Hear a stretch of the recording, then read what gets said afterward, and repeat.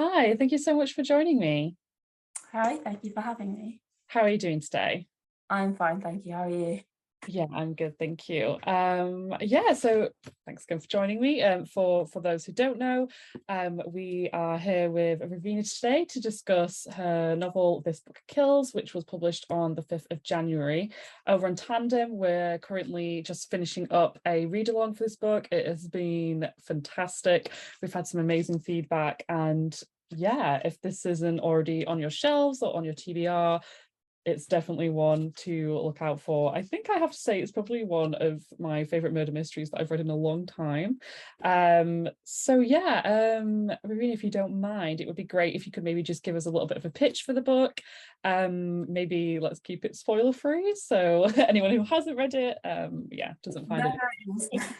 worries. So it's a young adult thriller set in an elite boarding school, and the main character is forced to turn detective when one of her classmates is found murdered in the woods in the same way as a character in a short story she wrote. And if she doesn't figure out who the killer is, then she'll be next. Oh, honestly, I absolutely love it. I have to say, from just this point of view, I can't actually imagine that happening. Imagine something you wrote actually suddenly happening, and you'd be like, "What on earth?" Um, yeah, amazing. So, I guess starting question, but what was like your first inspiration for the book, or how was it born? Yeah, so I wanted to write a thriller, a murder mystery. I'd grown up and I'd absolutely loved reading Agatha Christie books, and she sort of changed the way that I read books because I used to read the ending first, and then Agatha taught me no, the journey is the destination, and it's all about sort of character motives. So I wanted to write a thriller, and I thought to myself, okay, if I set it in somewhere like a town, that's fine, but you don't really get that sort of enclosed feeling. So I was like, okay, I'll set it in the classic boarding school. And then from there, that sort of spiraled the sort of the idea of her writing a short story, because she could write it in a class and that could be like the inspiration for the murder. And then I sort of wrote a first draft, and a lot of the sort of additional things, sort of a lot of the red herrings only actually came in much later once I had this very initial sort of very rough draft that came very, very quickly. Yeah. Um, but yeah, it was a lot of fun to write. I think it's a lot of fun to read murder mysteries, and it's a lot of fun to write them as well. Yeah, I think the cast of characters in this one real definitely added something. But so you say that you kind of had like a rough draft. Did you know from the beginning who the murderer was going to be? I did. That's basically the only thing. Oh, The only thing I knew. the only thing I Right, sort of easy. put it down on paper and throw everything else in. But yeah, I guess so starting on the characters, I mean, firstly, I love the names that you came up with. I think starting with the Hugh Henry Van Boren, and then they, if you don't mind me saying, just get a little more ridiculous. Were these characters and like the Hey Buckle experience, like did you draw that from your own experience, or is this something that you had to research for? Yeah, so I didn't go to boarding school or private school, and the inspiration for that aspect of it was when I went to law school. So I'm a lawyer in my day job, and I went into law, and I found myself surrounded by people who'd gone to private schools and boarding schools, and I sort of started wondering what was the difference between your education and mine. You paid for your education, I didn't. How do we all end up in the same place? And wanting to write in a boarding school sort of came from that. Yeah. And I was able to, ask a lot of my friends who had gone to boarding school like a bit about the life there. Yeah. And then obviously we have all the, these ridiculous names. And we say they're ridiculous, it's a bit of satire, it's a bit of fun, it's a bit of exaggeration. Yeah. But also, you know, look at what some celebrities name their children. We have the double-barreled, triple-barreled names. There it is born out of poking a bit of fun at that aspect as well. Yeah, no, I do. I really love the satire, but yeah, that's really funny. I was in a similar position. I studied law, so didn't pursue it, but yeah, went to study law, and I was so surprised to hear so much about like private education. And yeah, I was at a university where I was mostly with people who were privately educated, and yeah, completely different experience, I think. But I think you capture even just the whole school environment really, really well. And I think obviously at its core it is a murder mystery, but all of the like school environment, the experience, the cliques, the the whole popular kid trope was just done really well. And I think the truth is, reading this book, we all probably knew a Hugh. And we all knew like a Millie, and yeah, I really really loved that about it, I think. Um, so the beginning starts off with yeah, I love the way it just kind of goes in with, look, I did not kill this person. So love that for Jess. But were you always kind of going to, I know you've mentioned that the idea of the short story came in, but was that how you always planned to start, like with the point of view that she was writing in a notebook? Yeah, so when I initially started drafting, I was concerned that, the murder doesn't take place, right at the beginning. How do I hook a reader? And then I just sat down and I was like, you know what? Jess is going to tell everyone this guy's died and that she didn't do it. And actually, that's always been the same from the very first draft. So much changes when you Yeah. draft looking at it, but that's always been the same. That first line has always been, I did not kill Hugh Henry Van Boren. And I'm glad it is. It's nice to have something from the very beginning that sort of followed me all the way through, even though Yeah, things I changed. absolutely love it. And like you say, it is a hook. You read that first line, and then I was like, I was flying through pages like, okay, so I know this person's going to die. And I'm like, when does it happen? But yeah, really, really love that about the beginning of the book. Um, um, yeah, so just thinking about, so our main character Jess, as you say, she kind of turns detective, almost to kind of like protect herself, but also to get to the bottom of what's happening at the school. And yeah, I guess I'd love to hear a little bit more about like writing that character, channeling that character, yeah, and where she kind of came from.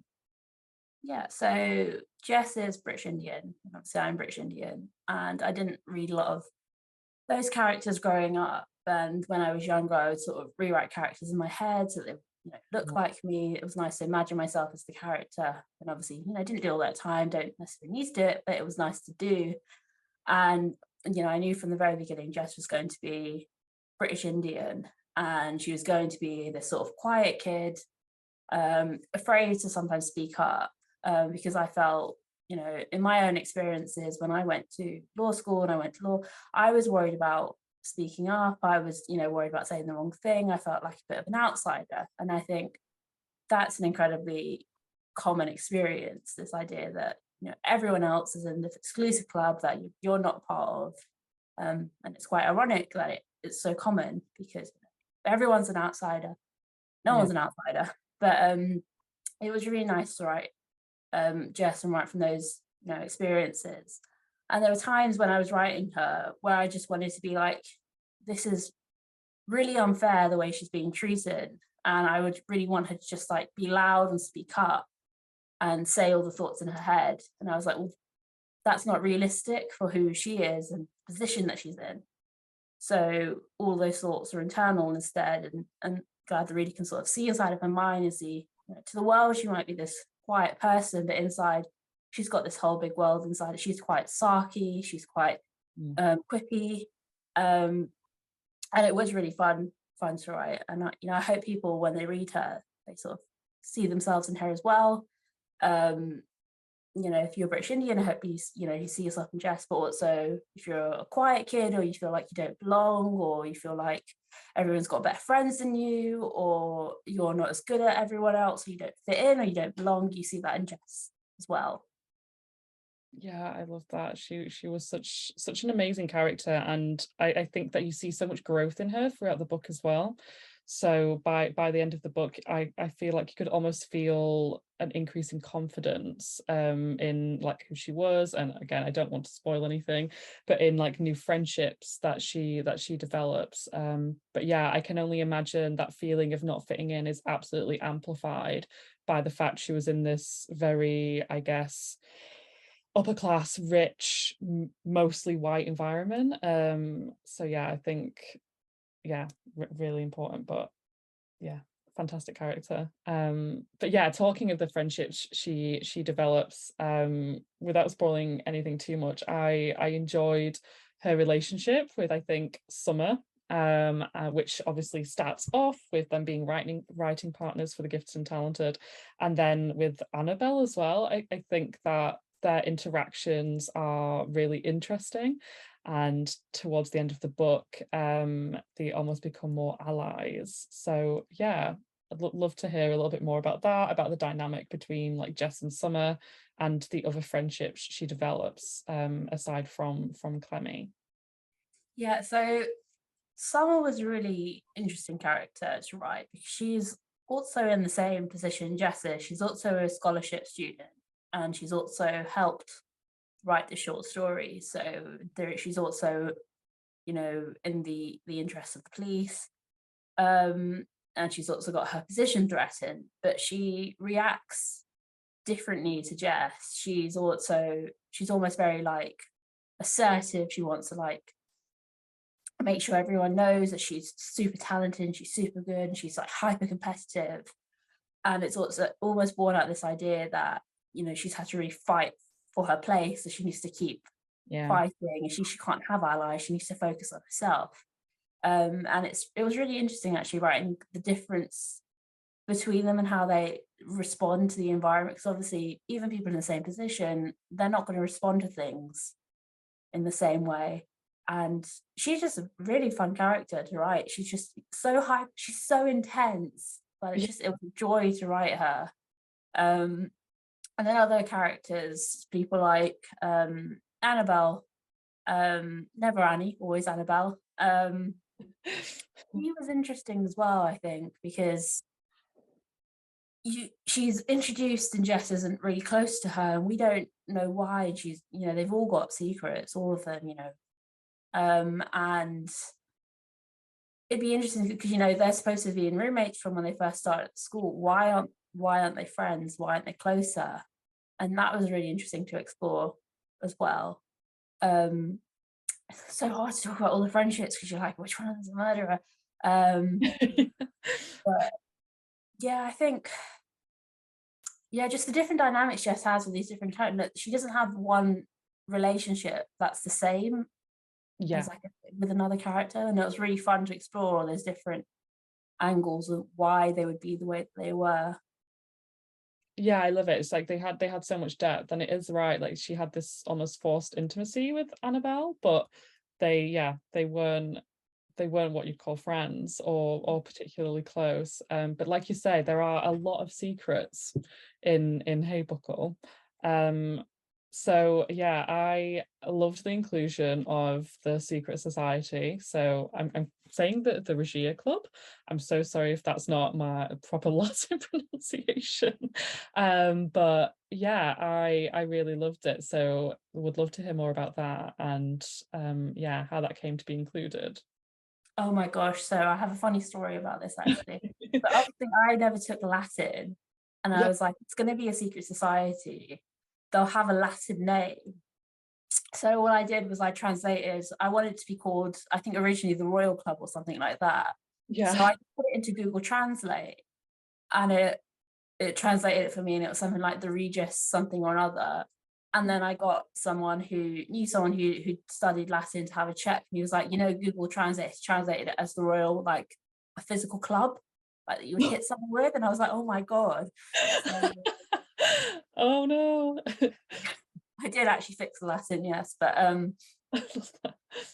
yeah, that was fun to write as well. I think a secret society, when you've got to have one, they're such a great trope, but then also that was a really interesting thing to explore as well. And I hope I put like a unique angle on it, because they're also they're sort of pressurized in the school. They've got all this influence over what's happening at the school, this idea that, okay, you're you're in this super special club, and then you have parents who are also in this super special club, and they've got influence over the school, and we can draw parallels between that and real life as well. Yeah. So they were a very interesting thing to write, and they make an excellent addition, I think, to Hey Buckle. I think they fit in very well. And yeah, their motto is something like prosperity and nobility or something, which I really like because it's a play on words. Like, do you mean noble as being like good or courageous, or do you mean noble as being, of noble birth? Little birth, yeah. I do, and I do think they added a really interesting dynamic. I think it's really funny to think about the fact that they were a bunch of, I guess, children, and they had all of this power, but you are right that kind of dynamic is a representation of what happens in real life, that you have this exclusive club, and the fact that you could only be part of the club. They even distinguish between different levels of wealth, so you could only be part of the club if you were born into the wealth rather than your family acquired it later in life. But yeah, this idea that they were part of this amazing like Latin noble secret society, and yet they were making people do things like pull their pants down in the middle of the dining hall, and you realize actually this is this is a bunch of kids who probably have too much power. But yeah, I love all of the for those who haven't read it, I love the way that you find out more about the club and the secrecy and the goings on as the book goes on. And yeah, I think you mentioned at the beginning the red herrings, definite red herring. I have to admit there are a lot of red herrings, so I had no idea where it was going. Usually quite good at guessing roughly what might be happening. Did not happen at all when I was reading this book. Yeah, it was so twisty. But great. I would actually like to, well, people like to know a little bit more about like your writing setup and what writing a book actually looked like for you. You mentioned that you're a lawyer as your day job, so I can imagine that's quite intense. So yeah, I would love to know what your writing setup looks like and when you like typically like to write and things. My writing setup, because I have a day job, I'll write in the evening. It's my bed. My writing stuff is my bed. Occasionally, I will write at the same desk that I work at, but that's only when I really need to like hyper focus. Yeah. So there's nothing like fancy. I don't have like a fancy room or anything like that. It's literally just where it's most comfortable for me. And if I feel like I really need to take myself serious, like I need to take this really serious, then I will like set up a proper desk where I work at during the day. But yeah, yeah, literally, essentially my bed. No, I absolutely love that. Did you feel like it was like, what was it stressful, the process, or was the creative release nice? I guess the idea of sitting in bed with like a cup of tea and writing sounds quite nice, but how did you find it? I have never had so much fun writing a book than this book kills. I wrote the first draft in like 3 weeks. It was during the time where obviously a lot of editing happened afterwards, but that first draft came very quickly. It was during the time of like, I can't remember what the restrictions were, but during like COVID, Yeah. where no going into the office. So I didn't have like a 2.5 hour commute every day anymore. So all of a sudden I had 2.5 hours Wow. that I didn't have before. And nothing to do on the weekends because you weren't allowed to go anywhere. So all Yeah. I did was just write. I had so much fun. Like I would get up every morning and I would just be so excited to get the words on the page. And in the evenings I'd be like, yes, I can carry on. Yeah. Yeah, I think the joy of reading it, you're like, oh my gosh, what's going to happen next? And when I sort of experienced that writing it as well, there were some bits where I was like, oh, I didn't know I'd planned that, but here it is. Yeah, I love that. Like it's a surprise. I feel like this is a really hard question, but I like to ask all authors this, and it's, did you have a favorite character to write or just in personality? So obviously I really enjoyed writing Jess. It's yeah, very fun you're with her with the whole, throughout the whole book. Yeah. And part of the reason why the story came so quickly was because, I was really in her head, and her voice just came really easily to me because, I was writing from my own experiences. But if I'm not, picking the obvious main character as my favorite, Summer, what fun. This hyper competitive girl who makes all these like ridiculous choices because she needs to be the best. What a fun character. Yeah, love that. I also quite liked, like, almost a side character, but I liked the fact that, so obviously we had Jess and like a rotating group of people investigating, but Jess at the head in the student body. But I liked the addition of the private investigator. So yeah, I would love to hear more about that, but you kind of get multiple angles of investigation throughout the book, and I think you're kind of with Jess in trying to work out what is real, what's relevant, and yeah, so but love the private investigator. I guess it's quite linked to things that we can't talk about without spoiling anything. But yeah, I would love to know more about that. Yeah, the private investigator. So obviously big Agatha Christie fan, and she always had like, say, Poirot dropping all these really cryptic hints, but Yeah. at the end, we find out that they actually met something. So I wanted to do that with Mr. Willett, who's the private investigator. But obviously from Jess's point of view, he's just dropping a nonsense. And like, it's funny, but there is a lot of comedy in it, and also, part of the fun is he actually like any good? Yeah. Or just like just making a bunch of stuff up? Will he just stumble to the answer? Will he not? So I thought he was a really like fun, like homage to like those Agatha Christie, those classic books, but with the sort of the spin of it, of the modern spin of Jess looking at him side eyeing, being like, "Are you actually doing anything?" And that we have that like little mystery there as well of actually, what's he doing? Why is he here? Why is he so bad? Yeah, I love that. He would just kind of drop yeah, drop lots of words and knowledge, and then you'd be like, is this helpful, is this relevant? But yeah, it kind of created this feeling where I fully trusted Jess. I was fully on board with like, this is fine, Jess is going to work this out. But you're like, okay, private investigator, no idea if he's any good, no idea if he's doing anything helpful. The police, no, not sure what's going on. But the idea that she was solely responsible for trying to work out this investigation that seemed to be being botched by everyone other than Jess, yeah, absolutely. I think it just gave the students a lot of almost like power. I loved it. How did you find writing YA, so writing younger characters? Was that interesting? Yes, I think I've always been an author who writes like for young audiences. I think I'd struggle. The adult is would be the challenge, I think. I think children's books, young adult books, they were so formative for me. Like when I think back on the books that really like shaped me.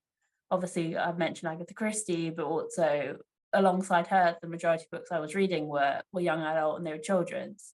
Yeah. So when I sort of came to write my own book, those are the voices that felt most natural for me to write, those really formative books that, you're discovering everything for the first time. You're discovering detective stories, and you're discovering all these really fun tropes. And yeah, I think that came most easily to me. No, I like that. It's just such a nice lens to read from. I think yeah, I like to, my reading is kind of split between, like, I'll have a YA every now and then, but I think just getting, like, it is about that lens, it's about that formative lens, and everything is so, like you say, so new, and it's lots of feelings are heightened, and everything feels a lot more serious sometimes than it is when you're reading YA. And I absolutely, I love that. You just don't get that from adult characters who are always more, I guess, yeah, more worldly and more cynical.